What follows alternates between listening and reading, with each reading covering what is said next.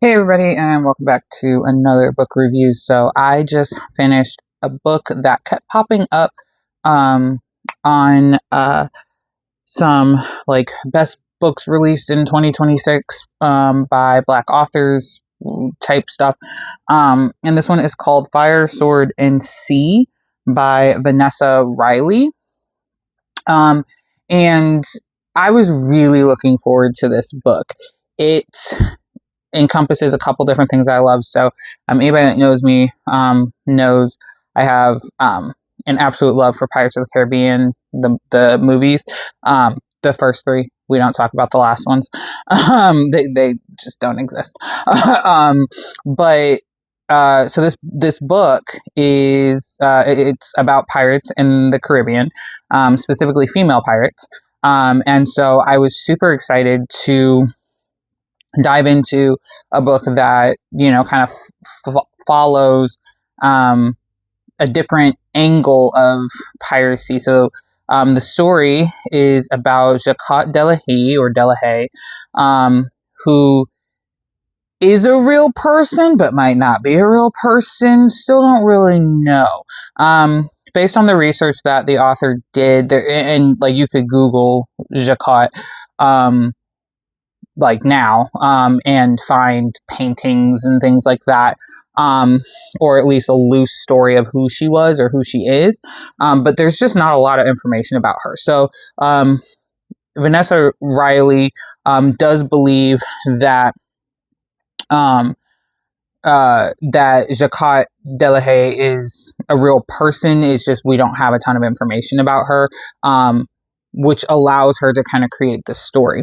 So the story is about Jacques Delahaye and other female pirates in the late 1600s, which is kind of the first age of piracy. So what a lot of people think when they think of pirates, especially Caribbean pirates, they think of Pirates of the Caribbean, which takes place during what is the second, more or less, golden age of piracy, which would be in the 1700s, mid to late 1700s, which absolutely wild time in history. But there was actually a previous age of piracy. Piracy had been a thing. Like piracy was not like a new thing, so like don't think of it as an invention, but the concept of like swashbuckling pirates is what comes about in the 1600s, and so that's where this story kind of takes place. So because there is so very little information about Jacques and a lot of the other people that are mentioned in the story, Vanessa Riley is able to take a lot of liberties with the story. So in this story, Jacques is a mixed race French lady. Her mother was enslaved by her father's family, but her mother and her father fall in love, and his parents don't like that, so they send him away to Petit Grove in Hispaniola. And from there, Jacques's mother, after her father is sent away, Jacques's mother decides that she is going to steal a ship and run away with Jacques, who at the time is a baby, like 3 or 4.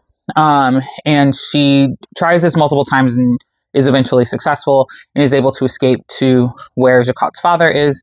And he lives in Tortuga. And again, like I said, Pirates of the Caribbean nut. So if you've seen Pirates of the Caribbean, you know about Tortuga. Tortuga is a real place, or it was a real place. It was a pirate port. It was eventually closed because they were trying to, the various governments, European governments, were trying to get rid of pirates that they couldn't control. And so, but in this story, Jacques grows up in Tortuga, and her father runs a tavern there, and that's kind of where she's grown up, and she has a younger brother. And her younger brother, unfortunately, is special needs. We would probably in modern day say that he would just be nonverbal and autistic, perhaps. But all of that to say, Jacquot's mother passes away, and she just has this lust for going out into the world and wanting to be a pirate, and she loves pirates. And she kind of lets that take over her life and her focus. And she falls in love with a pirate captain that comes to town, and she and he decide that they are going to get married. And then he leaves her for an adventure with the Mughal Empire, which the Mughal Empire, I had to go look them up. I was like, I know who they are, but like I don't remember what was so big about them.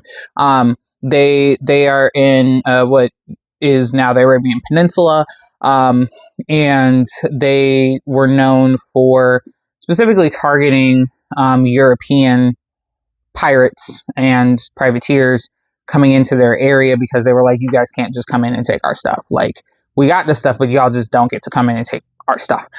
So they got kind of this reputation for that. So Jacquot's husband, Michael, he goes off to try and steal from the Mughal Empire, even though he already has a pretty large fortune that's been hidden on Tortuga.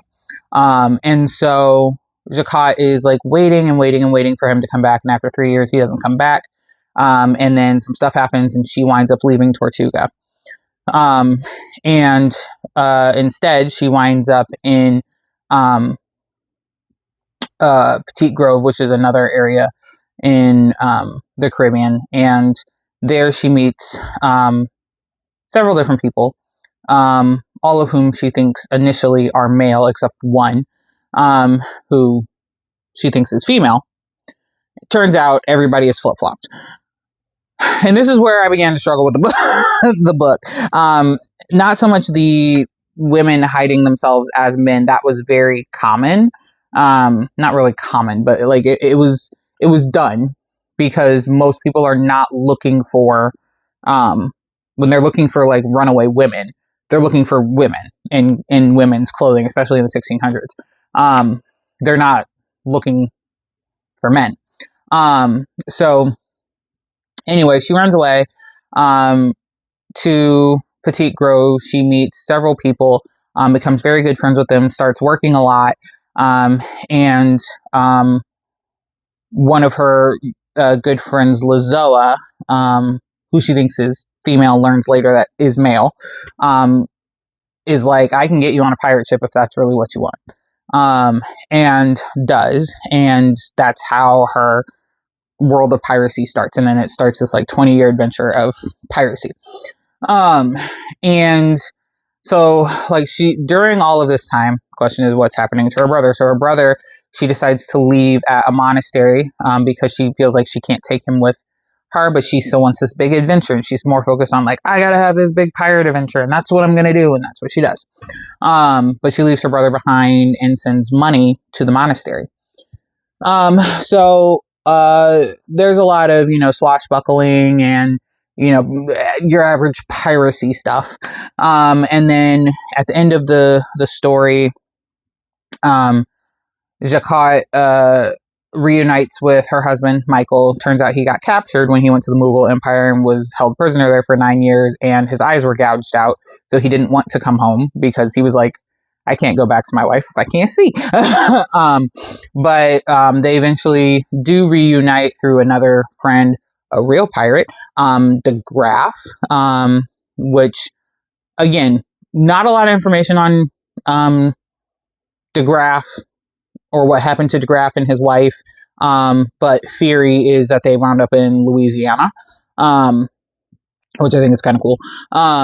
But they're apparently really good friends with Jacquot. And so anyway, she's reunited with her husband, and she decides that towards the end of the story, they go get his treasure that he had already had hidden away, and become very, very wealthy, and they're just living, happy, wealthy life. And they kind of still dabble in the little piracy, but like not entirely. They keep a very small skeleton crew and very, very small little ship. And so she decides, like, okay, it's time for me to go back and get my brother, because, you know, like, I've been sending money, but the monks won't let me see him, and they haven't let me see him in, you know, however many years. So they go back, and they discover that the monk that she had been communicating with, mostly, one, is dead, and two, had turned her brother into a slave, because they're mixed race. So slavery is on the condition of the mother, and everyone knew that the Delahis were a slave-holding family, so therefore the kids must be enslaved because of the mother. So that's what this monk did, was enslave her brother, and then when he died, they when the monastery became a Franciscan monastery, they did away with enslavement and they sold off all their slaves. And so her brother got sold off, so she has no idea what happens to her brother, which is really, really sad. But yeah, and that's, you know, how the story ends, and then they sail off into the sunset heading for Louisiana. So all of that, you know, is just a lot. But like, story-wise, it just felt disjointed. I give this book a 2.5, which is low for me, especially because I love a good historic fiction, and I love things that have to do with Caribbean piracy. But this just wasn't well put together for me, and it had nothing to do with the fact that there's not a ton of information. I think that the author was smart in picking a person who has the least amount of information and altering their story. Smart move. However, I just felt like it was just empty. Like, it was like, okay, we're here, and now we're here, and then how do we get to here, and why does she feel this way, and now she's in love with this person, and how do we get here? Like, it was a lot, and I felt like it was like teetering on the edge of, this could be, you know, a young adult fiction. This could be a more mature adult fiction. I felt like it was like teetering on the edge of either one of those, and couldn't decide what it wanted to be. And so I was just like, I need you to pick a lane and go. But I just really felt like the story was very disjointed. I felt like it was trying to pack a lot into a small amount of space. And so I didn't love it, and I really struggled to get through it. And I also just didn't love the handling of any of the LGBTQ storyline. I thought that there just could have been better ways to do it. And it just kind of it didn't feel like it was just thrown in there for the sake of throwing stuff in there. It felt like she was trying to be intentional with it, but just fell short in some of the why, some of the how. There's very little doubt that, especially because people were on ships for an excessively long time, especially in the age of piracy and stuff, there's no doubt that there were same-sex relationships. However, I think the way that she went about them in this story was not fair or representative well enough. It was a lot of like, well, these two might be in a relationship, but you never see their significant other. And these two might be in a relationship, but they're off screen more or less pretty much the whole time, and it's just loosely talked about and not like actually represented. Granted, they were side characters. Most everybody was side characters except for Jacquot. And her love story, first starting with her husband and then going to Lazoa, who is trans. It was like we were trying to throw it in there, but not put depth to it. And I just didn't love that. Like, if we're going to do it, we need to do it with depth and with care. Just like you would take with any other love story. And I just felt like it wasn't done well. So all of that to say, that's why I give it a 2.5. I wanted it to be good. I wanted it to be great. I still conceptually like the story. I like the book. It had me doing a lot of my own side research on some of the things like that were mentioned, because these are real events that happen. Like, it talks about when Port Royal in Jamaica got hit by a tsunami. Like just a lot of really cool stuff like that. But I wanted more, and I felt like this was just incomplete, really. Incomplete and rushed. So that's kind of where I felt with it. So yeah, Fire, Sword, and Sea, 2.5 for me. But I know that a lot of other folks have been reading it, and on average, it's getting a 3-4 overall. So yeah, look it up if you're interested. And if you're like me and you love Pirates of the Caribbean, I did feel like this kind of, you know, just ran right in there. I did find it absolutely hilarious. One of the side characters, he is gifted a ship at some point by Jacquot during their piracy time, and he names it the Black Pearl. And I was like, really? I was just like, really, this is what we're doing? Okay. But, you know, like there were some things that were definitely like a nod to Pirates of the Caribbean, which I thought was kind of cool. But like, I wanted more. I wanted more of the story. I wanted more of her. Not just, it was like, I felt sometimes kind of like the author was trying to create a female Jack Sparrow, and it wasn't working. That's kind of how I felt. I was like, because you know, Jack Sparrow is one, just so unique, but also absolutely hilarious and humorous. And this was like, she's drinking rum. And I'm like, really? Are we surprised? But then like, she's like dropping these like what I think are intended to be witty lines, and they are not hitting witty like at all, like what it does with Jack Sparrow. I don't know. It just didn't work for me. So yeah, there you have it. For this book review, a little bit of a long book review. But as always, like, comment, share, subscribe if you so choose. We are still reading, still cranking along. Going to be shifting some of the book reviews to children's books coming up pretty soon, because our little one Tugboat has gotten an awful lot of books, many of which I haven't read. So be on the lookout for a couple shorter book reviews that are for kids. So we'll have a couple of those coming up. But outside of that, as always, thank you for being here, and I will see you in the next book review. Bye!